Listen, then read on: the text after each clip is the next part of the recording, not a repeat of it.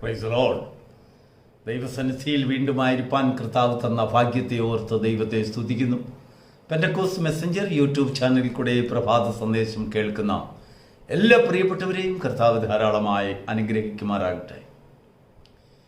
ഇന്നത്തെ ചിന്തയ്ക്കായി ദൈവത്തിൻ്റെ ആത്മാവ് നമുക്ക് നൽകിയ വചനം 94 സങ്കീർത്തനം 17 വാക്യം. യഹോവ എൻ്റെ പക്ഷത്തില്ലായിരുന്നുവെങ്കിൽ എൻ്റെ പ്രാണൻ വേഗം മൗനവാസം ചെയ്യുമായിരുന്നു. വളരെ സുപരിചിതമായ ഒരു വചനം. പലപ്പോഴും ദൈവസന്നിധിയിൽ ഈ വചനം വായിച്ച് നമ്മൾ ദൈവത്തോട് നന്ദി പറയാറുണ്ട്. നമ്മുടെ കണ്ണിൽ കണ്ണുനീർ നിറയാറുണ്ട്. എന്തെന്നില്ലാത്ത ഒരു സങ്കടം ഇവയെ ധ്യാനിക്കുമ്പോൾ നമുക്ക് ഉണ്ടാകുക സാധാരണമാണ്. സങ്കീർത്തനക്കാരനായ ദാവീദ് ഇവിടെ ധ്യാനിക്കുന്നത്, യഹോവ എൻ്റെ പക്ഷത്തിലായിരുന്നുവെങ്കിൽ എൻ്റെ പ്രാണൻ വേഗം മൗനവാസം ചെയ്യുമായിരുന്നു. അപ്പോൾ ഈ മൗനവാസം എന്നുള്ളതായ ഒരു വാക്ക് പലപ്പോഴും നമ്മൾ അതിനെ അർത്ഥമാക്കുന്നത് ഒരു മരണത്തോടുള്ള ബന്ധത്തിലാണ്. എന്നാൽ അതല്ല, ദാവീദ് അങ്ങനെയല്ല പറയുന്നത്. മരണത്തെ സംബന്ധിച്ച് സംസാരിച്ചാൽ ദൈവത്തിൽ ആശ്രയിക്കുന്നവരും ദൈവത്തിൽ ആശ്രയിക്കാത്തവരും മനുഷ്യരെല്ലാവരും ജനിക്കുന്നു, മരിക്കുന്നു. അതിന് കണക്കുകളൊന്നുമില്ല. ഇത്ര വർഷത്തെ ആയുസ്സെന്നും 50 വർഷമെന്നും 100 വർഷമെന്നും ദൈവത്തിൽ ആശ്രയിച്ചാൽ ഒരു 150 വയസ്സ് വരെ ജീവിച്ചിരിക്കുന്നു എന്നൊന്നും അങ്ങനെയൊന്നുമില്ല. 1-ാം വയസ്സിൽ മരിക്കുന്നവരുണ്ട്, 10-ാം വയസ്സിൽ മരിക്കുന്നവരുണ്ട്, 100-ാം വയസ്സിൽ മരിക്കുന്നവരുണ്ട്, ആയുസ്സിൻ്റെ മധ്യത്തിൽ വെച്ച് മരിക്കുന്നവരുണ്ട്. അനേക ഭക്തന്മാർ എത്രയോ ചെറുപ്പകാലങ്ങളിൽ കടന്നു പോകുന്നു.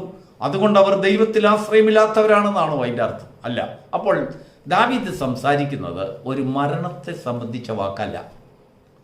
അപ്പോൾ വേറെന്തൊക്കെയോ ഒരു നിശബ്ദത തൻ്റെ മുൻപിൽ കണ്ടുകൊണ്ട് ആ നിശബ്ദതയിലേക്കുള്ള യാത്രയ്ക്ക് ഒരു സ്പീഡ് നിശ്ചയിച്ച് ആ സ്പീഡ് ദൈവത്തിലുള്ള ആശ്രയത്താൽ അതിൻ്റെ വേഗത എനിക്ക് കുറയ്ക്കാൻ കഴിഞ്ഞു. Praise the Lord. അതാണ് അർത്ഥം.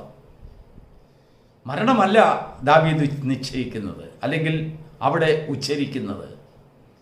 വേറെ ഒരു മൗനത, മനുഷ്യനിൽ മരണമല്ലാത്ത മൗനതകളുണ്ട് എന്ന് പറഞ്ഞാൽ സ്തുതിക്കുവാനും ആശ്രയിക്കുവാനും ദൈവത്തെക്കുറിച്ച് പുകഴുവാനും കഴിവില്ലാതെ, ശബ്ദങ്ങളില്ലാതെ, പ്രവൃത്തികളില്ലാതെ, സാക്ഷ്യങ്ങളില്ലാതെ, ആരാധനയില്ലാതെ മുരടിച്ച ജീവിതം, മനുഷ്യ ജീവിതത്തിലെ നിശബ്ദമായ അന്തരീക്ഷം. അങ്ങനെ ഒരവസ്ഥയുണ്ട്. ഏത് മനുഷ്യരിലും ആ ഒരവസ്ഥയിലേക്ക് പോകുന്നത് നിരാശയുടെ വെളിച്ചത്തിലാണ്. പലപ്പോഴും പ്രതികൂലങ്ങളുടെ മധ്യത്തിൽ ദൈവത്തിൻ്റെ ബലം അല്ലെങ്കിൽ ദൈവത്തിൻ്റെ കരം പ്രാപിക്കുവാൻ സാധിക്കാത്ത മനുഷ്യരുടെ ജീവിതത്തിൽ നിരാശ കാണുന്നു. ഒരു തോൽവി, പരീക്ഷയിൽ തോറ്റാൽ ഉടനെ ആത്മഹത്യ ചെയ്യുന്നവരുണ്ട്. എന്തെങ്കിലും ജീവിതത്തിൽ ഒരു പരാജയം സംഭവിച്ചാൽ ജീവിതം ഇനിയും വേണ്ട എന്ന് പറയുന്നവരുണ്ട്. ഒരിക്കൽ ഏലിയാവ് അങ്ങനെ പറഞ്ഞു, ഇപ്പോൾ എൻ്റെ ജീവൻ എടുത്തുകൊള്ളുന്നതായിരിക്കും നല്ലത്. ദൈവത്തിന് മഹത്വം. യോന പലപ്പോഴും അങ്ങനെ ചിന്തിച്ചു. ദൈവത്തിനുള്ളതായ ആശ്രയം നമുക്ക് കുറഞ്ഞു പോകുമ്പോൾ നമ്മുടെയും ജീവിതത്തിൽ ഒരു ചിന്ത, മരിച്ചാൽ കൊള്ളാം, മൗനതയിലേക്ക് പോകുവാൻ ഒരു ധൃതി. ഈ ധൃതിയെയാണ് ദാവീദ് ഉദ്ദേശിക്കുന്നത്. ജീവിതത്തിലെ പരാജയങ്ങൾ, നിരാശപരമായ ചിന്താഗതി, ഇനിയും എനിക്ക് എത്തുവാൻ കഴിയുകയില്ല എന്നുള്ളതായ ഒരു ഡെഡ്ലി പോയിന്റ്, അങ്ങനെയുള്ളതായ ഒരു ചിന്ത നമ്മെ ഭരിക്കുന്ന വേഗത. ദാവീദ് പറയുന്നു, യഹോവ എൻ്റെ പക്ഷത്തുള്ളത് കൊണ്ട് ആ വേഗതയ്ക്ക് ശാന്തത വന്നു. ഞാൻ അത്ര വേഗം കുലുങ്ങി ഒരു മൗനത്തിലിറങ്ങുന്നവനെ പോലെ ആയിരിക്കുകയില്ല. അത്ര വേഗത്തിൽ ഞാൻ ക്ഷീണിച്ചു പോവുകയില്ല, തളർന്നു പോവുകയില്ല. കാരണം എനിക്ക് സഹായിയായി ഞാൻ ഒരുത്തനെ കാണുന്നു. പ്രിയപ്പെട്ട ദൈവത്തിൻ്റെ മക്കളെ, ദാവീദ് പാടുന്നതായ സങ്കീർത്തനത്തിൻ്റെ തൊട്ടടുത്തതായ വാക്യമാണ് ദൈവത്തിൻ്റെ ആത്മാവ് ഇന്ന് നമ്മോട് സംസാരിക്കുവാൻ ആഗ്രഹിക്കുന്ന വചനം. 18-ാം വാക്യം. അതിങ്ങനെ വായിക്കുന്നു, എൻ്റെ കാൽ വഴുതുന്നു എന്ന് ഞാൻ പറഞ്ഞപ്പോൾ ദൈവത്തിൻ്റെ ദയ എന്നെ ചുറ്റി പരിപാലിച്ചു. വീണ്ടും വളരെ ശ്രദ്ധയോടുകൂടി ആ വാക്യം ഒന്ന് വായിച്ചു നോക്കുക. എൻ്റെ കാൽ വഴുതുന്നു എന്ന് ഞാൻ പറഞ്ഞപ്പോൾ, അപ്പോൾ പറഞ്ഞില്ലായിരുന്നെങ്കിലോ? യെസ്, കാൽ വഴുതുന്നു എന്ന് പറയുന്നവരോട് കൂടെയാണ് ദൈവം സഹായമായി എത്തുന്നത്. അപ്പോൾ കാൽ വഴുതുന്നില്ല എന്ന് പറയുന്നവർ, അവർ മൗനത്തിലേക്ക് ഇറങ്ങിക്കൊണ്ടിരിക്കുക, അവർ മൗനവാസത്തിലേക്ക് പോയിക്കൊണ്ടിരിക്കുക. എന്നാൽ ജീവന്റെ വെളിച്ചത്തിൽ നടക്കുവാൻ ആഗ്രഹിക്കുന്ന ഒരു വ്യക്തി, ദൈവത്തിൻ്റെ ദയയും വിശ്വസ്തതയും കാണുവാൻ പ്രാപ്തനാകുന്ന ഒരു വ്യക്തി, അവൻ ദൈവസന്നിധിയിൽ സമ്മതിക്കുന്ന ഒരു പരമാർത്ഥതയുണ്ട്. കർത്താവേ, എൻ്റെ കാൽ വഴുതുന്നു. ചിലർക്ക് ദുരഭിമാനം കൊണ്ട് പറയാൻ സാധ്യമല്ല. അവർ ദൈവസന്നിധിയിൽ അവരെ തന്നെ പുകഴും, ഉയർത്തും. കാൽ വഴുതി എന്നവർ സമ്മതിക്കുകയില്ല. നമ്മൾ ദൈവത്തോട് സമ്മതിക്കുമ്പോൾ ദൈവത്തിൻ്റെ ദയ നമ്മളിലേക്ക് ഇറങ്ങി വരും. എന്നാൽ മനുഷ്യരോട് സമ്മതിക്കുമ്പോൾ അത് നാട്ടിൽ പാട്ടാകും. അയ്യോ, ഇന്നാരുടെ കാല് വഴുതി, തകർന്നുപോയി, അദ്ദേഹത്തിൻ്റെ സ്വന്തം നാവ് കൊണ്ട് പറയുന്നത് ഞങ്ങൾ കേട്ടു. യെസ്, നമ്മുടെ ലോകം അങ്ങനെയാണ്. നമ്മൾ ജീവിക്കുന്ന സമൂഹം അങ്ങനെ ഒരു പ്രശ്നം സമൂഹത്തിനുണ്ട്. അവരുടെ മുൻപിൽ നമ്മുടെ കുറവുകളെ നമുക്ക് എടുത്ത് പറയാൻ കഴിയുകയില്ല. എന്നാൽ ഭക്തനായവൻ അതിന് കണ്ടെത്തുന്നതായ ഒരു വഴി ദൈവത്തിൻ്റെ സന്നിധിയിൽ. അവൻ കഷ്ടതയിലായിരിക്കുമ്പോൾ, ദുഷ്ടതയിൽ അവൻ്റെ ജീവിതം തകർന്നു പോകുമെന്നുള്ളതായ ഒരു ആശങ്ക അവനെ ഭരിക്കുമ്പോൾ, അവൻ്റെ കാൽ വഴുവഴുപ്പിൽ വഴുതുന്നു എന്നവനൊരു ചിന്താഗതി ഉണ്ടാകുമ്പോൾ, കർത്താവേ, ഞാൻ വഴുതിപ്പോകുന്നു എന്ന് അവനിൽ ഒരു നിലവിളി ഉണ്ടാകും. പത്രോസ് ഒരിക്കൽ കർത്താവിനോടൊപ്പം കർത്താവ് നടക്കുന്നത് പോലെ വെള്ളത്തിൽ കൂടെ നടക്കുവാൻ ആഗ്രഹിച്ചു. ഞാൻ അങ്ങോട്ട് വരട്ടെ, എനിക്കും കൂടെ നടക്കുവാൻ ആഗ്രഹമുണ്ട്. കർത്താവ് പറഞ്ഞു, വരുവീൻ എന്ന് പറഞ്ഞപ്പോൾ അവൻ നടന്നു. അവൻ്റെ കാൽ വെള്ളത്തിൽ താണുപോയി. ഉടനെ അവൻ പറയാൻ, ഞാൻ താണുപോകുന്നു, എൻ്റെ കാൽ വഴുതിപ്പോകുന്നു. യേശു പെട്ടെന്ന് അവൻ്റെ കൈക്ക് പിടിച്ചുകൊണ്ട്, അല്പവിശ്വാസിയെ. അപ്പോൾ നമ്മുടെ വിശ്വാസം വർദ്ധിക്കുമ്പോൾ, വിശ്വാസം വർദ്ധിക്കുന്ന സാഹചര്യത്തിൽ ദൈവത്തിൻ്റെ ദയ നമ്മെ ചുറ്റുന്നു. എങ്ങനെയാണ് വിശ്വാസം വർദ്ധിക്കുന്നത്? എൻ്റെ കാൽ വഴുതുന്നു കർത്താവേ എന്ന് നമുക്ക് സമ്മതിക്കുവാൻ ഒരു മനസ്സ് വരുമ്പോൾ, നമ്മുടെ ഹൃദയം അതിനായി രൂപപ്പെടുമ്പോൾ, നമ്മുടെ ഹൃദയം അതിനായി പക്വതപ്പെടുമ്പോൾ, ദൈവസന്നിധിയിൽ ഏറ്റുപറയുമ്പോൾ ദൈവത്തിൻ്റെ ദയ നമ്മെ ഭരിക്കുന്നു. ദൈവത്തിന് സ്തോത്രം. നമ്മൾ ആദ്യമായി വായിച്ച വേദഭാഗത്തിൻ്റെ പശ്ചാത്തലം വീണ്ടും ഒന്ന് നോക്കുക. യഹോവ എൻ്റെ പക്ഷത്തല്ലായിരുന്നുവെങ്കിൽ എൻ്റെ പ്രാണൻ സാവധാനത്തിലല്ല, വളരെ വേഗത്തിൽ ഞാൻ തകർന്ന് തരിപ്പണമായി, മറ്റുള്ളവരുടെ മുഖത്ത് നോക്കുവാൻ കഴിവില്ലാത്തവനായി, നിരാശപ്പെട്ടവനായി, മരണം ആഗ്രഹിക്കുന്നവനായി, സെപ്പറേഷൻ ആഗ്രഹിക്കുന്നവനായി, ഇനിയും എനിക്ക് ഇവൻ്റെ കൂടെ താമസിക്കുവാൻ വയ്യ, ഇവളുടെ കൂടെ താമസിക്കാൻ വയ്യ എന്നുള്ളതായ ഒരു തീരുമാനത്തിലെത്തി. കുഞ്ഞുങ്ങളോട് വിരസത കാട്ടിക്കൊണ്ട് കുടുംബത്തോടും ദൈവത്തോടും ദൈവവിശ്വാസത്തോടും വിശ്വാസികളോടും ദൈവസമൂഹത്തോടും ഒരു വിരത, ഒരു വിരക്തത, ഒരു എന്താണ് പറയുന്നാൽ അവരുമായിട്ട് ചേർന്ന് പോകുവാനുള്ളതായ ഒരു മനസ്സുകേട് മൗനത്തിലേക്ക് ഇറങ്ങുകയാണ്. അവനിൽ നിന്ന് സ്തുതി നഷ്ടപ്പെടുന്നു. അവനിൽ നിന്നുള്ളതായ സകല പ്രവൃത്തികളും നീതി പ്രവൃത്തികളും നഷ്ടപ്പെട്ടു പോകുന്നു. വാശിയും വൈരാഗ്യവും അവൻ്റെ ഹൃദയത്തിൽ കടന്നു വരികയാണ്.